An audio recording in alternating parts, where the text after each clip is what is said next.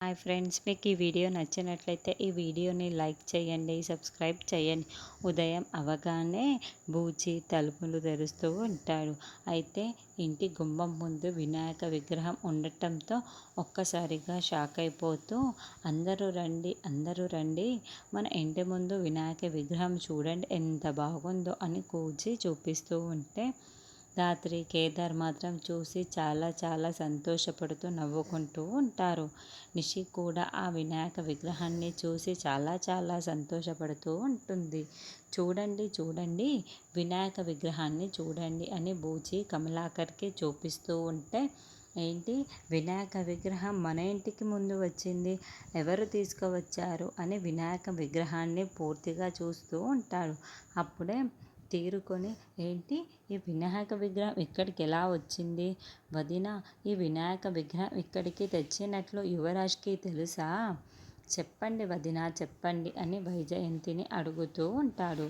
అమ్మే, నువ్వు వెళ్ళి నిద్రపోతున్న యువరాజ్ని లేచి తీసుకురాపో అని వైజయంతి అనడంతో వెంటనే నిషి నిద్రపోతున్న యువరాజ్ దగ్గరికి వస్తూ ఉంటుంది. అదేంటి అలా మాట్లాడుతున్నారు, రాత్రికి రాత్రే యువరాజ్కి తెలియకుండా నిషి ఇష్టపడిందని వినాయక విగ్రహాన్ని యువరాజ్ ఎవరికీ తెలియకుండా తెచ్చి పెట్టాడా ఏంటి అని మీరు మరీ విడ్డూరంగా మాట్లాడుతున్నారు అని ధాత్రి, కేదార్ కమలాకర్తో అంటూ ఉంటారు. ఇక కమలాకర్కి ఏమి అర్థం కాక షాకింగ్గా అలాగే చూస్తూ ఉంటే, ఏవండి రండి చూద్దురు రండి అంటూ నిషి యువరాజ్ని లేపి విగ్రహం దగ్గరికి తీసుకువస్తూ ఉంటుంది.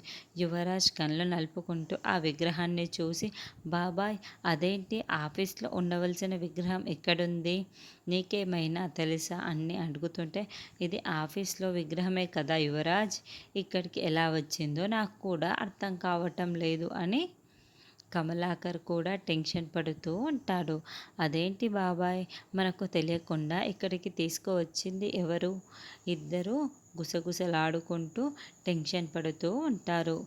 భలే ప్లాన్ చేశావు ధాత్రే, యువరాజ్ కళ్ళ ముందే విగ్రహం ఉండాలి కానీ డబ్బు చేతికి అందకూడదు.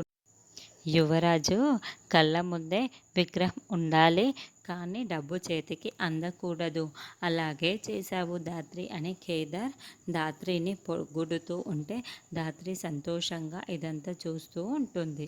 అంటే నిషి యువరాజ్కి కమలాకర్కి ఎవరికీ తెలియకుండా రాత్రికి రాత్రే ఆఫీస్ నుండి ఆ విగ్రహాన్ని ఇక్కడికి తెప్పించేసి ఉంటుంది.